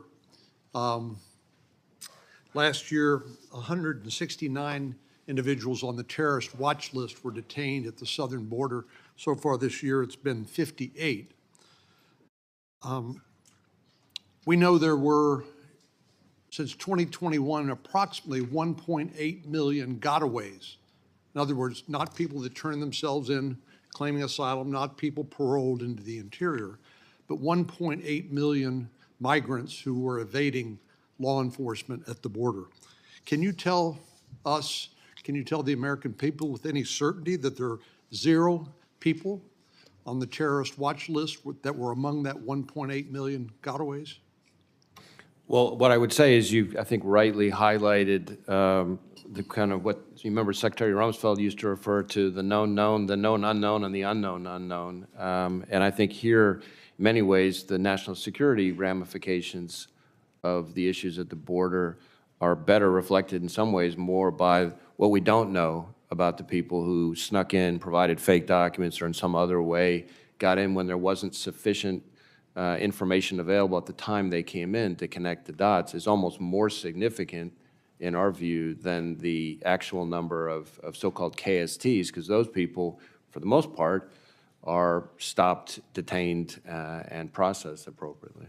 And I guess you would answer the same way that people with criminal records, members of criminal street gangs and others being among that 1.8 million figure for migrants who got away. We don't know what that 1.8 million is composed of, do we? That's correct. What we do know is that more than 37,000 Chinese nationals were detained at the U.S. southern border in 2023. That number's up 10 times over the earlier tally. And these individuals who were, of course, detained, sometimes they claim asylum, sometimes they're paroled into the interior. But again, we don't know how many Chinese nationals that may be among that 1.8 million gotaways that have made their way into the interior of the United States. You would answer the same way. Right. We don't know what we're dealing with. In that particular context, it gets especially challenging because presumably within that group, you've got not only people who may mean us harm, but also people who are fleeing the CCP and share our concerns about their authoritarian thuggishness. Of course, that's an important point. I'm not suggesting all of them are, but I'm just suggesting this is a huge gaping vulnerability in our national security that we don't have answers for. I'm reminded that there were 26 co-conspirators in the 9/11 attacks against the United States, killing 3,000 people. 26 people killed 3,000 Americans on 9/11. I worry that among the people that are coming across the border that are evading law enforcement, that there are some people among those that mean to do us harm. Do you share that concern? I do. And in fact, according to public sources, this is CNN, August 30, 2023, you alluded to this earlier about dozens of migrants from Uzbekistan that were being facilitated by a suspected ISIS agent in Turkey that was assisting those migrants to make their way to the southern border and into the United States, correct? So that's a threat stream that we're very concerned about. We're very actively investigating, working with DHS on both people whose travel was facilitated, but also members of the facilitation network in some other way overseas. There's probably more I could share on that in closed session if you would like. Thank you. Well, one of the things that I think this reveals is that our border situation, the illegal immigration, has changed over the years. It seems to me, coming from a border state, years ago, you would look at people coming across who wanted to work, wanted to provide for their family. Now, of course, we understand people fleeing violence and poverty, things like that. But also, we see the pull factors, the fact that if you make it to the border, you can likely stay for the rest of your natural life, is an enormous magnet for people to come, but also, and not just people who have benign intentions toward the United States who want a better life, but also people that want to do us harm. I know sometimes people say, well, this is just a fantastic theory. It's no basis in reality. Do you consider that to be a frivolous consideration? I do not. We, and I've been, I think, very vocal about this. We, of course, are not responsible, FBI, for the physical security of the border. We work hard to be good partners with DHS on that. But there are a whole host of threats that emanate from the border, and some of them are criminal threats. We talked about fentanyl and violence. And then, of course, we have concerns that it could be a vulnerability that terrorist organizations could seek to exploit. I would add that we are not at the moment tracking any specific terrorist plot coming across the border in that regard, but it wasn't that long ago, as you will recall, that we had indictments of an individual who was trying to smuggle foreign nationals across the border to assassinate former President Bush. So it goes to your point that numbers are important, but numbers don't tell the whole story. It only takes a few people who can be responsible for a whole lot of harm. Senator Bennett. Thank you. Thank you, Mr. Chairman, and thank you all for being here. Thank you for your service. Director Burns, the FBI director, just mentioned President Bush. I think you were our ambassador to Russia when he was president. Is that right? And yes, sir. You yes, have sir. one of the longest distinguished careers in American diplomacy, and now you're in the middle of a negotiation in the Middle East that I think everybody up here hopes that you're going to be successful about. In that context, I want to ask you about the supplemental bill that has the Ukraine funding in it. That's a bill that passed out of the Senate with 70 votes. We almost don't pass anything around here with 70 votes, a broad bipartisan recognition of the importance of that bill. I agree with your assessment and the intelligence community's assessment that Ukraine has the possibility to prevail in this conflict with Russia. Nobody 2 years ago would have believed that, but the way they fought, the way they've been able to be supported by our munitions and our intelligence, obviously has made a difference. But they have succeeded in ways nobody could have imagined. There are people here, and there are people in the House that don't believe that. They don't, their assessment is different than the intelligence community. Their judgment is different, and that's fine. We have different judgments. But I would ask you, since you're here, a little bit about the negotiating posture that Ukraine, the West, NATO wants to put ourselves in with Vladimir Putin. And considering that question, I wonder whether you could talk a little bit about whether or not our negotiating position, if you're somebody who believes in the end that somehow Ukraine can't prevail, although I believe they can, and believes only that they can be in a position to negotiate an end to this, why it would be better for us to pass the supplemental from that vantage point than to fail to pass the supplemental? No, thanks very much, Senator. I mean, I think today, first, I'll start with Vladimir Putin and Russia. It's our assessment that Russia is not serious about negotiations today in the sense that they may be interested in the theater of negotiations, but they're not really interested in negotiating in the sense of compromise right now. Because, as Director Haines said in her opening remarks, I think President Putin believes that time is on his side, that he can grind down the Ukrainians and wear down the rest of us. So if you look at the prospect of a more serious negotiation in the future, it's essential for Ukraine, first with our support, to disabuse the Russian leadership of notion. In other words, to puncture his confidence that time's on his side, to demonstrate that for Russia also there are long-term consequences to this war. They've already suffered enormously in terms of their military, 315,000 plus dead and wounded, 4 times the casualties that the Soviet Union suffered in a decade of war in Afghanistan, the destruction of something on the order of 2/3 of their pre-war tank inventory, and long-term economic consequences, which, is fast making Russia the economic vassal of China. Not to mention a much stronger and bigger NATO that they have to face today. So the challenge in 2024 is helping the Ukrainians not just to hold their own, but to continue to impose costs so that they'd be in a position of greater strength, greater leverage in a negotiation. And I think that would be my answer to that question. If you want to get to a serious negotiation, you have to help the Ukrainians demonstrate that Putin's wrong in his notion that time is on his side. That logic seems fairly compelling to me. Let me ask you another question. Since you served Republican and Democratic presidents over many decades, you hear people in this building say that the United States of America has to give up on our support for Ukraine in actual conflict with Vladimir Putin, an actual conflict with Russia, because of the fear that we will not be able to afford some plausible, but nevertheless theoretical conflict with China in the future.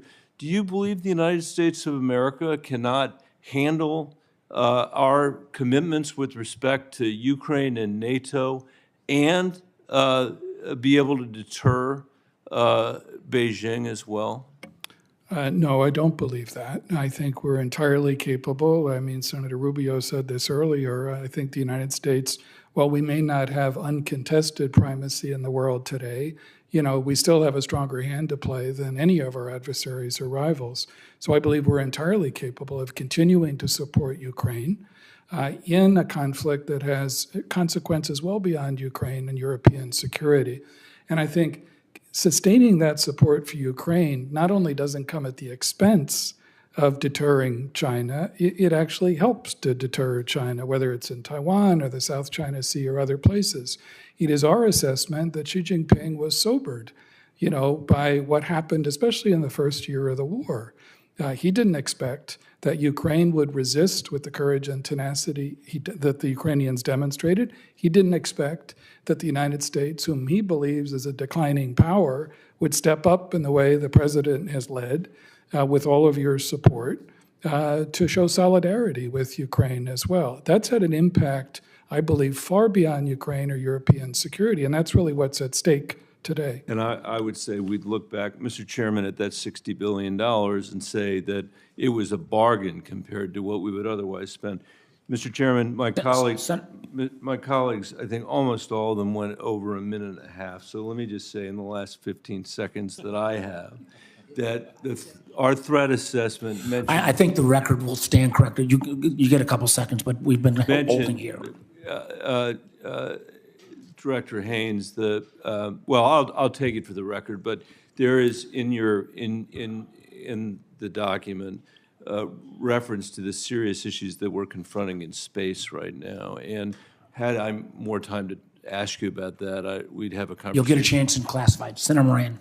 Chairman Warner, thank you. Director Burns, I was in Mexico about a year ago and met with President Lopez Obrador, and my request, among others, was that he personally intervene with Chinese leadership and ask for the precursors to not be imported into Mexico and thereby utilized and ultimately end up as fentanyl in the United States.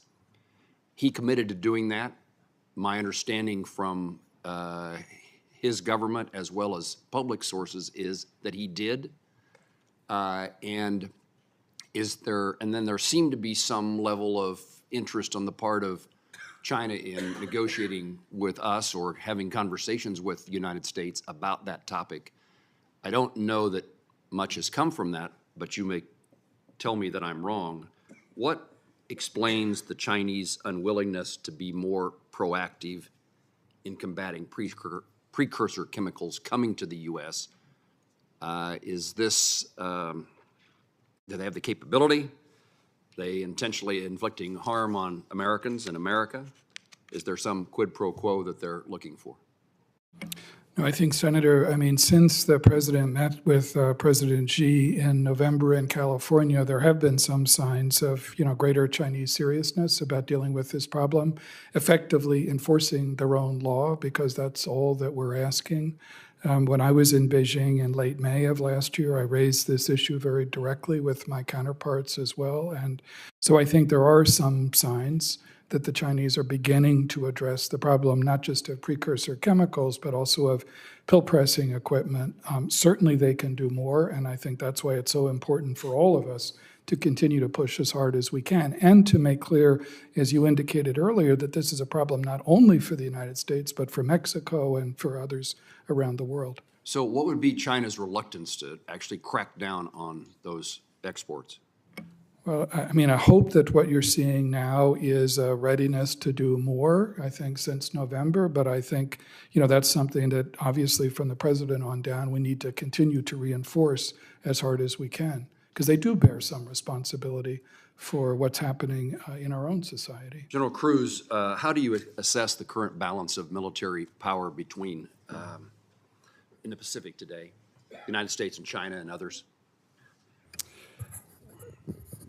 I think I would describe the balance of power today as China is on a rise, that it has been planning for multiple 5-year periods, and it has executed that development, that training, that exercising in a way that has put them in a position that at some point in the not too distant future, in accordance with Xi's own goals, they will be a world-leading military power.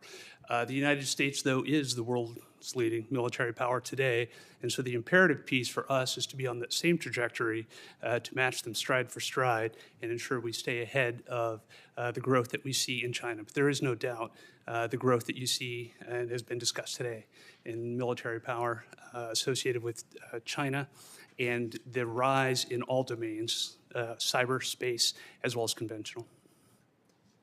Director Haines, has Iran sought to use our borders, our porous borders, to conduct terrorist activities in the United States? Yeah, we have a very good example of Iran supporting, in effect, efforts to come across the border to go after a former ambassador from Saudi Arabia, for example. There was a case against our Bobs here in that scenario. So they have historically attempted this, but it's actually been very challenging for them and something that we consistently monitor on a regular basis. They prefer to go through, to the extent that they're able, criminal entities and other groups as a way of trying to achieve their goals. Director Wray, there was reports of our military technologies being utilized in North Korean military equipment found in Ukraine coming from Russia. How do we explain that? Well, I'm definitely tracking a similar instance in terms of Iranian drones, for example, where U.S. technology has appeared as components. I think part of it has to do with dual-use technologies and companies here not being perhaps as vigilant as they need to be about the potential uses of their technologies. And so, we're trying to be very heavily engaged with the private sector to make sure that they're more thoughtful about who they're selling to and where their pieces and components may end up. Senator Warner, even though you gave Senator Bennett additional time, I'll not ask for any. You're a very generous member. Senator Casey. Mr. Chairman, thanks very much. I want to thank the panel for your testimony today and also for your public service. I'm going to follow up on the fentanyl, and I want to ask a related question about xylazine. And I know our colleagues have mentioned and asked questions about fentanyl. But I'll start with Director Wray to direct your attention to this question about fentanyl.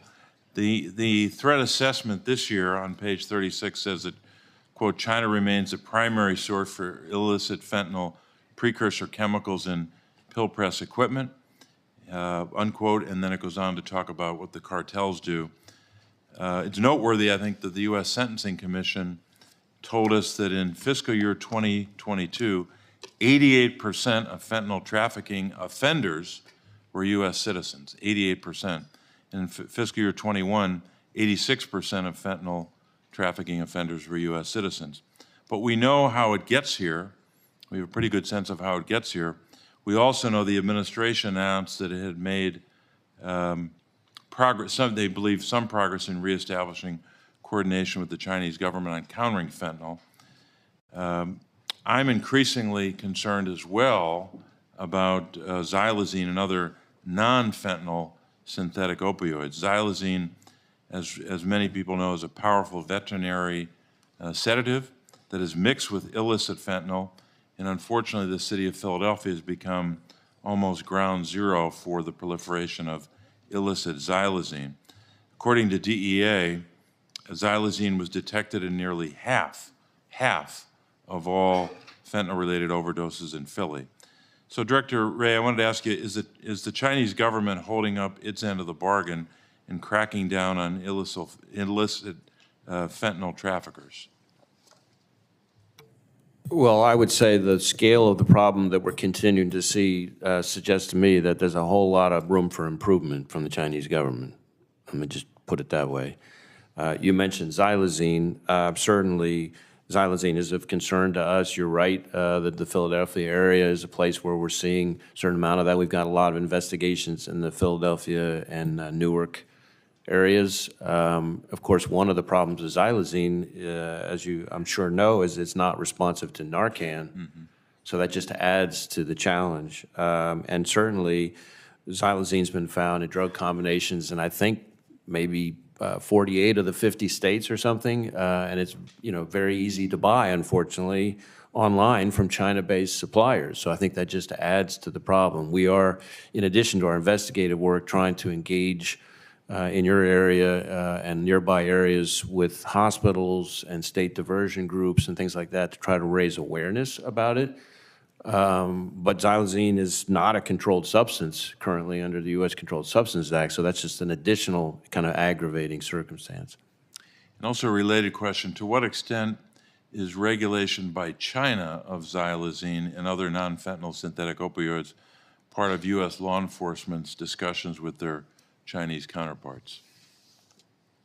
Certainly, trying to work with the Chinese on their controlled substances listings is a key part of it. Part of the problem with precursors, of course, is that there's an almost infinite number of variations that people can come up with. So even if when they schedule things, you see new ones, crop up in their stead. And so I think that just adds to the challenge. You ask how serious are they? I would just point to the sheer volume that we're contending with. And I think that tells you all you need to know about how serious the Chinese are so far in helping us address the problem. And Director Haines, I want to ask you about Iranian evasion of sanctions. We know that since the imposition of increased sanctions against Iranian oil in 2018 and 19, Iran has been increasingly successful in finding ways to evade sanctions, and its oil revenues are increasingly rising. I know the administration's focus on blocking Iran's oil exports. How is the intelligence community supporting the administration's efforts to impose further costs on Iran, including by focusing on identifying and sanctioning so-called ghost fleet vessels carrying Iranian oil and Chinese refineries purchasing Iranian oil? Thank you, Senator. Yeah, I mean, we're very involved is the short answer, but the longer answer, and we actually do periodic reports to Congress that tell you about some of the work that we do in this area where we're identifying where we see sanctions evasion, where we see opportunities for essentially additional targets for sanctions that might be acted on, that are sort of third parties or others who are involved in these transactions so that the Treasury Department and others can, in fact, go after them in that respect. And it's a constant and critical issue. Mr. Chairman. Thank you. Senator Lankford. Thank you. Thanks to all of you. The team that you work around, please pass on our thanks and our gratitude to them. They work very hard Most folks will never know who they are and not get a chance to be able to say thank you. So please pass that on as well. I do want to continue some of the conversation about the border, because while we're dealing with worldwide threats, we're seeing the worldwide threats coming towards us and some obvious vulnerabilities in this. As has been mentioned, talked about in the past, in this fiscal year, 58 people on the terror watch list that have been identified and picked up. There's also a category called special interest aliens. Director Wray, I know you're familiar with that as well. The special interest aliens, many people may not know this definition. I'm just going to read it, what this designation is. It says the special interest alien is a non-U.S. person who, based on analysis of travel patterns, potentially poses a national security risk to the United States or its interests. Often such individuals or groups are employing travel patterns known or evaluated possibly have a nexus to terrorism. Do we have a listing of how many people have crossed our southern border that we have identified in this fiscal year that are special interest aliens? Director Wray, do you know that number?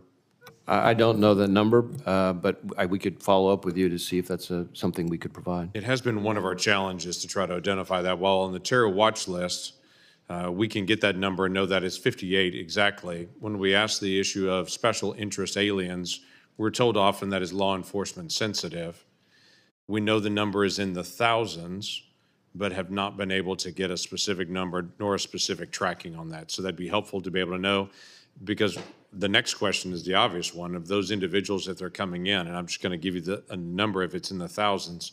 Is FBI contacted when these individuals that are coming across our border released into the country? Because the vast majority of the SIAs, we don't have a criminal background information on them. We have a theory, so they're released into the country currently. Is the FBI kept in contact from DHS and others who those individuals are, or what kind of tracking and monitoring is on those individuals? I know that we work closely with DHS, especially CBP, on the issue of special interest aliens, including a whole lot of work on the other side of the border to try to prevent them from coming in the first place. And I know there are instances where we're contacted, but I'm not sure that as I sit here right now, I can tell you that we're contacted in every instance. Okay, that's helpful. Mr. Holmgren, you haven't got a lot of questions today. We need to give you some attention here. Obviously, the State Department is very engaged in this and trying to be able to figure out for the intelligence side of the information sharing. Those individuals that are crossing the border right now from many of those countries, we don't have any criminal information on these individuals. Do you know just offhand how many countries that are coming into the United States when they're crossing our southern border we have criminal background information? Let me give you, for instance, Venezuela. We were talking about Venezuelan gangs earlier and those individuals that are crossing into the country, many of them being paroled into the country. Is Venezuela freely sharing their criminal records with us? Do we know if these individuals have a criminal record? Thank you, Senator. I don't know exactly if Venezuela is sharing specific information with us. What I can say, though, about Venezuela, obviously, is that we've seen over 7 million Venezuelans emigrate from the country since 2017, a significant portion of whom obviously have emigrated to the United States illegally. But when we do get relevant information from our counterparts at DHS and FBI, our analysts use that to help inform their judgments. It's one of the challenges that we have as well for individuals. For instance, currently Nicaragua is not taking people back on that, and we're all dependent on State Department to impose some sort of consequences on Nicaragua to say you're a recalcitrant country, you're not taking people back on that. Do you happen to know any of the conversation right now between Nicaragua and the United States on trying to deal with recalcitrants? Because we do have a tracking of some that have criminal records that are coming towards us, and to consider that a threat. Senator, I don't have specifics on the details of engagement with Nicaragua. Happy to follow up with you offline. That'd be great. Thank you very much for that. Director, let me come back to you and talk a little bit about CFATS. This is an acronym most people don't know, the Chemical Facility Anti-Terrorism Standards. We've had that since 2007. It expired in July of last year and has not been reauthorized yet. One of the aspects of that is for a chemical facility, refinery, whatever it may be, they have the ability to be able to check against the terror watch list using this authority on that. With that expiration, there's about 9,000 people a month that used to be checked on that, just in the hiring and the process of all over the country. We have about 63,000 people we're estimating that have not been checked. My question for you is, do we have any idea how many people show up as a hit on the terror watch list from the hiring in the past? That when we do that check on it, which now is not occurring because we've not reauthorized this, how many folks do ping on that terror watch list? I'm not sure I can give you a number sitting here right now, but I will tell you, I share your concern about the lapse in the authorities. One of the challenges of this particular space is, of course, it doesn't take many for it to be a real problem. And we rely on that authority, or we historically have, to protect. Right. Could you say that number is not zero as far as how many people have pinged on the terror watch list when that has been run in the past? Correct. Yeah. Thank you. I think you've given a number of the witnesses homework assignments there. Senator Gillibrand.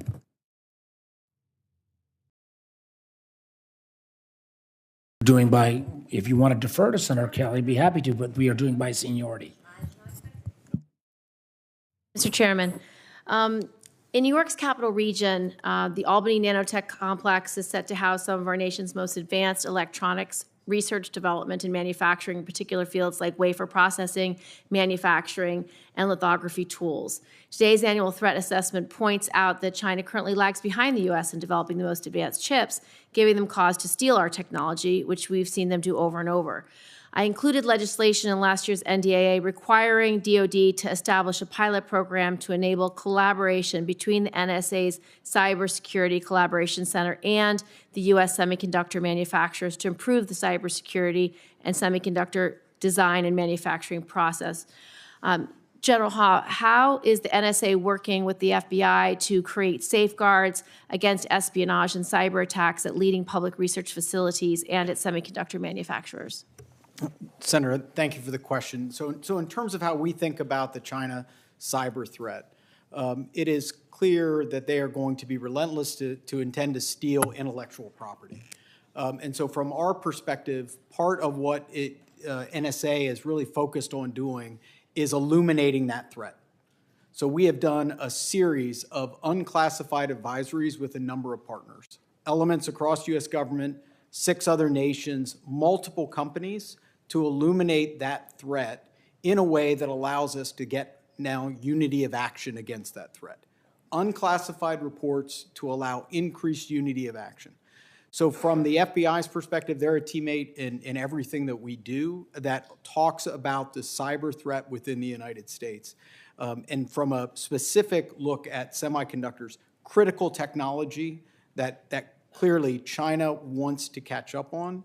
And from our perspective, an area that we will continue to identify those threats and communicate those both through the FBI and then through unclassified advisories wherever we can. Director Wray. I would just agree with everything General Hawk just said. I would just add to that, we have set up counterintelligence task forces in all 56 field offices, including in the Albany area. And NSA is a key participant with us in our national effort in that regard. And in addition to the unclassified information that can be shared through the good work that we do together, one of the advantages to the FBI engaging with private companies is because we get information from so many different sources. There are times when we can share information with a private sector entity in a way that helps protect NSA's sources and methods, just because that doesn't clearly get identified as this is something NSA told us. Research from the Center for Countering Digital Hate found that the leading AI image generators create election disinformation in 41% of cases in which they are prompted, including images that could support false claims about candidates or election fraud, in spite of controls we've been told have been put in place. This is for the entire panel. Have any of you seen foreign adversaries with intent to use generative AI, either images, videos, audio, to deceive American voters? What are we relying on to advise the public when this inauthentic content appears? Director Wray, you can start. Well, I want to think about what I could say here. I mean, certainly AI is something that all of our most significant adversaries are taking a hard look at to enhance their efforts.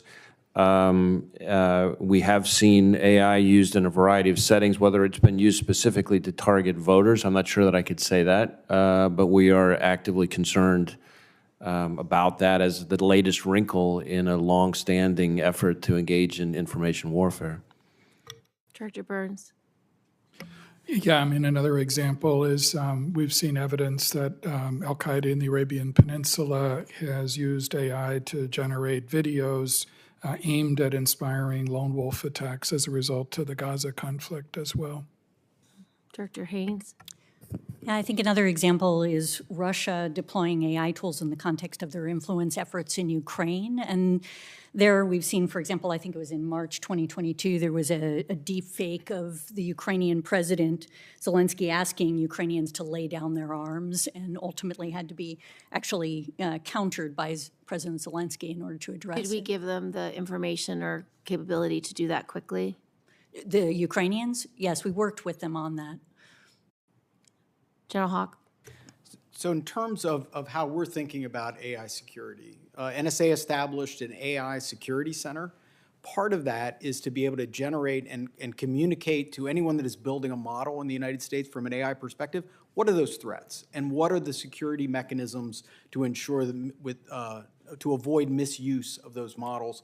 We're also using the AI Security Center for how we apply all of the ethical and safety standards of how the department will leverage AI, but really the last component would be how do we communicate to those companies the threats that they will have of their technology and how it will be employed. So, go ahead.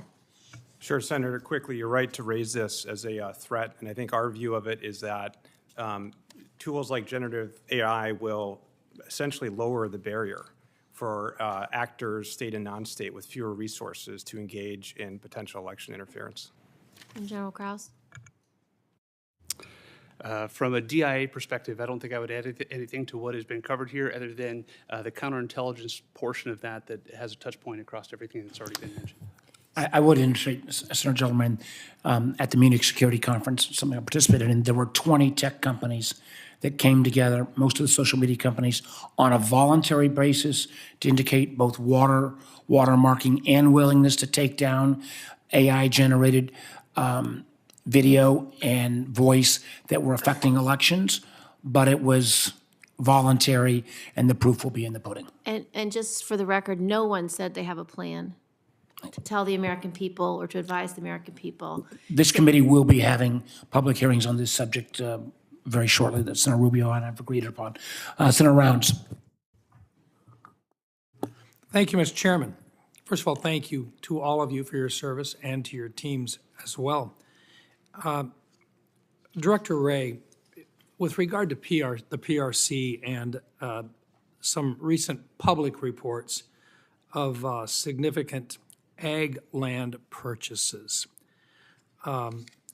if these land purchases are accurate, they may very well pose a threat to not only some military installations, but most certainly involved in food production that takes away from our ability to produce for our own country as well. But just curious about whether or not you are aware or could confirm land purchases by Chinese nationalists within the United States, and are you following them at this time? So this is an issue that we're focused on a lot lately. I think what I would say is we're investigating a number of instances proactively where we're seeing either commercial real estate or land being purchased by those with ties to the PRC near critical infrastructure. And I want to be clear, of course, foreign purchase of land, including Chinese purchase of land, is not itself inherently illegal. The problem is the risk, and as has been discussed much here already in a different context, the hold that the Chinese government and the CCP have over its businesses in particular. And so we're particularly concerned about situations where a purchase of land near a military installation, critical infrastructure, something like that, could be leveraged to enable anything from espionage, data collection, or worse. Do you know if the tools that we have in place today are strong enough or capable of stopping these purchases from moving forward? Well, I mean, certainly a lot of types of transactions, go through the CFIUS process, but I'm not clear on whether or not that fully extends to all the kind of land purchase situations that we're concerned about. We are working with, through the CFIUS process. When that applies, we're working with the USDA to try to work towards maybe some kind of mandatory reporting regime, that might apply. So I think there is room for plugging gaps that may exist. Thank you. I'd like to also ask it with regard to AI in particular. Look, bottom line is it's not going away. It's something that we're going to have to deal with. Right now, it appears as though we lead the world in regard to AI capabilities. But most certainly, our near-peer adversaries recognize that, and they're going to do whatever they can as a shortcut to our capabilities, air, land, sea, space, and cyberspace. With regard to the advances with AI right now, I'm concerned as much about China and Russia and their capability to use AI to develop weapon systems that we have never really thought about as being in the forefront of a major and direct threat to the United States. And I'm going to talk about biologics in particular. We know that China and Russia have significant capabilities with regard to AI, and that using AI, you can make rapid advances, as you've noted on pages 30 through 33 in your report, that with AI, you can very rapidly develop your biologics. I'm concerned about the fact that it may very well be used as a weapon system. I'm not sure who to direct this to, but I'll start with Director Wray, and if you'd like to pass this on, that's fine. But it seems to me that this is an area that if we're not ahead in time to be able to identify and stop them, that this is probably as much of a threat to the United States as any other realm that we've got today. Well, I'll start, and others may want to chime in more from a military perspective. But what I would say is that from an FBI perspective, one of our priorities is protecting American AI innovation from theft, especially from the Chinese. America leads the world in AI innovation, and AI is often, to Senator Gillibrand's question, for example, about detecting deep fakes. And one of the best weapons against AI is better AI. And so we need to protect that innovation. And we're keenly concerned that the Chinese, which have, as I've testified repeatedly, a bigger hacking program than every other major nation combined, if they steal our AI to power it, it makes words like force multiplier sound like an understatement. And may I just, in one last thought, just on page 32 of your report, you make it clear that Russia, China, Iran, and North Korea probably maintain the capability to produce and use pathogens and toxins, and China and Russia have proven adept at manipulating the information space to reduce trust and confidence in countermeasures and U.S. biotechnology and research. Thank you. Thank you, Mr. Chairman. Senator Ossoff. Thank you, Mr. Chairman. Thank you to our panel. Director Wray, I believe you noted this earlier, but do you share my view that the threat of terrorism associated with unlawful entry through the southern border poses a serious threat to U.S. national security? Yes, I've testified repeatedly that we are concerned about the terrorism implications from potential targeting of vulnerabilities at the border. How would you assess the present level of threat and risk of a terrorist attack in the United States compared to past periods during your tenure? Well, even before October 7th, I would have told this committee that we were at a heightened threat level from a terrorism perspective, in the sense that it's the first time I've seen in a long, long time the threats from homegrown violent extremists, that is jihadist-inspired extremists, domestic violent extremists, foreign terrorist organizations, and state-sponsored terrorist organizations all being elevated at one time. Since October 7th, though, that threat has gone to a whole nother level. And so this is a time, I think, for much greater vigilance than has maybe been called upon of us before October 7th. Is the FBI postured to understand the extent of the terrorist threat associated with the southern border? We've been briefed on some specific threats. Do you feel that you know enough to assure us that the FBI is as well across it as you can be, or do you need more resources? Or do you feel you're flying blind and not able to define the potential scope and extent of the threat? I think we are working very hard with our partners, but there's no question that we need more resources to combat the threat. I'll just give a concrete example. Through working with DHS, they collect DNA samples and we provide kits to DHS to collect DNA samples from the people coming across the border that then get sent to the FBI lab.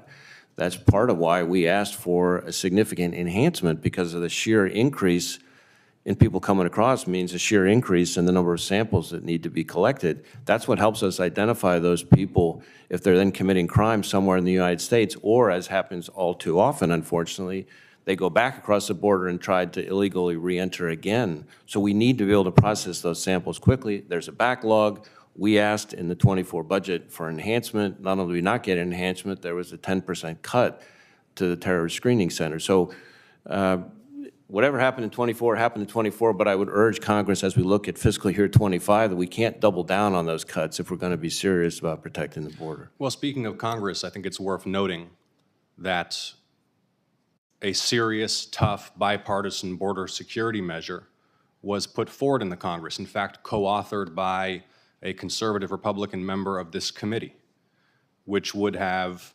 surged enforcement resources to the border, which would have provided substantial resources to fight cartels and to crack down on fentanyl trafficking, which would have tightened asylum standards and expedited adjudication and therefore removal timelines for those who were trying to enter the country without a valid reason to. Former president put out the word that he wanted the bill stopped for political reasons, and the bill was stopped. In fact, not only was the bill stopped in the Senate, it was denied even a debate on the Senate floor. And this speaks to the corrosive impact of extreme partisanship and polarization in this country on our national security. So I'd like to ask you, Director Haines, how do our adversaries view the impact of political extremism and polarization and partisanship on America's strength and stability? We're talking about worldwide threats. Those threats can exploit our own frailties here at home. I think the best way I can answer that question is to point to the fact that we've seen that both Russia and China, for example, have taken the opportunity to highlight where there's political dysfunction or other issues that they see in the context of our governance, and use it as part of their information operations globally, both to sort of highlight, for example, to their own populations that, you know, democracy is quite challenging and would you really want this at home kind of thing, and also to demonstrate to our allies and partners that maybe we can't be relied on as effectively. Thank you, Director Haines. Thank you all for your testimony. Senator Kelly. Thank you, Mr. Chairman. And thank you, everyone, for being here today. I've been sitting here since 2:30. There's often maybe an advantage for going last in one of these hearings. I was going to say it was the elephant in the room until my colleague from Georgia brought it up. But as I've sat here, I've heard most members of this committee ask something about the southern border. Not everybody, but the majority. I spent a lot of time on the border, perhaps more time than maybe anybody on this committee, maybe with the exception of Senator Cornyn, who I've traveled to the border with. And I strongly agree with what most of my Democrat and Republican colleagues have said about the problems and the challenges. You know, fentanyl coming north, precursors often from China heading south, violent extremist organizations, Chinese migrants who might be in, Maine, selling rather strong marijuana, ISIS, Iran proxies, problems in Mexico. I mean, over and over again, they've pointed out all these problems. And I've worked on this issue, providing more pay for Border Patrol, closing gaps in border wall along the southern border, where they make sense, and they certainly do in a lot of places. More money for NGOs to help Border Patrol. Director Wray pointed out, talking about how we need more resources to combat the threat. And it helps when DHS gets those resources. And we had the opportunity to do something about it. We really did. More money for technology, including fentanyl detection. More Border Patrol agents, more asylum officers, more authorities to rapidly expel individuals. A change in the credible fear standard. More money for detention facilities. More visas to reunite families. And all this legislation was endorsed by the Border Patrol Union. and it had strong bipartisan support until it didn't. And my colleague from Georgia points out why it didn't. Director Wray, is it in your assessment that more resources and stronger policy that could help your partners, not necessarily the FBI, but DHS, is that your assessment that that would help deal with all these things that were mentioned in this committee hearing today? Well, I'll leave it to others to speak to policies, but certainly in terms of resources, not just for DHS, but for the FBI, we need more resources to deal with all the threats that emanate from the border that we're responsible for. Director Haines? Yeah, I don't have anything to add to that. Director Burns? Nope, I don't have anything to add. I agree. All right, well, I'm going to yield back the remainder of my time because I think it's, you know, the failure of that legislation, that alone presents a national security threat to this country, in my view. Thank you, Mr. Chairman. Well, thank you. Let me thank my members. And let me also just say for a moment, we have strong views on this committee. But one of the things I think that we have always taken some pride is that we can agree without questioning each other's patriotisms, without questioning each other's motives. And I hope that tenor will be maintained. Members on this side feel very strong. I felt very strong on the border bill. Members on the other side raise legitimate questions about the border as well. I do hope, particularly as we deal with our intelligence professionals, the one thing we've tried to have this committee always do, and I frankly learned from people like Richard Burr and Dianne Feinstein and Saxby Chambliss, is that that disagreement, at least in terms of the Intelligence Committee, should not go in terms of ad hominem attacks. I don't think I heard that. I heard huge policy differences. We ought to have those. But the one thing I hope and pray is that we maintain this notion, because the intelligence professionals who never get the recognition they need look to this committee to be, I hope, an island of sanity in an otherwise sometimes challenging political environment. That doesn't take away anybody's views, doesn't take away anybody's right to have those views, but I have enormous respect for every member of this committee, regardless of which side of the aisle they sit on, and we're gonna go at it time and again, but I hope we owe our intelligence professionals that that kind of notion that just because we're on different political sides of the aisle, that neither political party has a monopoly on truth or patriotism, and we can have differences of opinion without questioning each other's truth or patriotism. And with that, Mr. Chairman, I'd like to claim my time, please. Well, Mr. Chairman, first of all, I can't let this go, the last two speakers on the Democratic side, without responding. Look, this committee, I've been on this for 15 years, and we do a really good job until politics do creep in. And that's what's happened here this afternoon with the last two speakers. These are the facts. The last president of the United States closed the border. He closed the border down to almost zero crossings by the time he left office. He did it even though he was sued over and over and over again by people from the other side of the aisle. But he shut it down, and he shut it down under the law that's in effect today. Congress has done its job. It passed a law saying you cannot enter the United States without authorization. That's the law today. When the current president came in, we all know he took the policies of the former president, tore them up, and rescinded them, and now we have what we have. As far as the bill that's concerned, everybody's talking about the former president making phone calls. He never called me. But I can tell you this, I will not vote for any bill that allows any illegals to cross into this country, and everybody here knows that bill would have allowed 5,000 a day to come into this country. That's not for me. And I don't care if the president calls me or doesn't call me. I'm not, my red line is not one. What we need to do is enforce the laws that we have. You want to talk about the front door and how we let them in the front door? I'm all in. But the back door's got to get closed. Thank you, Mr. Chairman. and I would simply add that the former president and a number of my Republican colleagues had repeatedly said, to make the kind of changes you need permanently on the border, you need legislation. And that is an ongoing debate. It's a debate that we'll have here and elsewhere. And what we need, and the thing that the most important last comment I'll make, because we will be breaking and going into closed session, is we need an intelligence community that's going to never be afraid to tell truth to power. And truth to power sometimes means telling us on both sides of the aisle what we don't necessarily want to hear. I think you, the witnesses, and frankly, the men and women, literally thousands of them who you represent, do that on a regular basis.